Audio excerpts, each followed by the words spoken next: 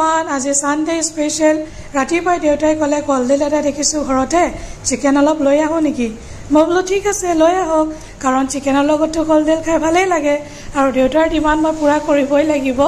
আৰু এইফালে কলডিল কাটি ৰাখিছো বহুতে অৱশ্যে কলডিল বুলি নকয় কলফুল বুলিও কয় আমি অৱশ্যে কলডিল বুলিয়ে কওঁ এইফালে বিলাহী আদা নহৰু পেষ্ট শুকান জলকীয়া চিকেন খিনি মেৰিনেট কৰি ৰাখিছিলো আৰু এইফালে পিয়াজ আৰু যদি ভিডিওটো চাই ভাল পায় নিশ্চয় এটা লাইক কৰি দিব শেয়াৰ কৰিব নাপাহৰিব আৰু কাইন্ডলি মোৰ প্ৰফাইলটো ফলো কৰিব নাপাহৰিব আপোনালোকৰ এটা লাইক এটা ফলোই মোক বহুত মোটিভেশন কৰে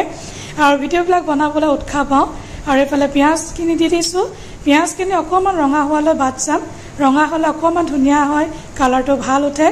আৰু এইফালে মেৰিনেট কৰা চিকেন কিনি দি দিছো আৰু এফালৰ পৰা যিমান মা মছলা আছে মই গোটেইখিনি দি যাওঁ আৰু কালে স্পেশাল বা মেগি মছলাটো দিবলৈ নাপাহৰো এটো দিলে ভাল লাগে আৰু তাৰ পিছত বিলাহীখিনি দি দিছো আৰু এফালে কলডিল আচ্ছা কোনে কোনে বাৰু কলডিলৰ লগত এনেকৈ চিকেন খাই ভাল পায় আপোনালোকে কমেন্ট কৰি জনাবচোন আৰু এফালে সব লাইক হৈছেগে আৰু ধুনীয়া উঠিছে ৰংটো অকণমান পানী দি দিছো নলে লাগি ধৰিছিলে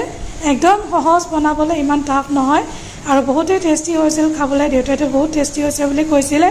আৰু এফালে চাওক তাৰ পিছত দেউতাক ভাত কিনি বাঢ়ি দিছো তো আজিলৈ আহো বাই বাই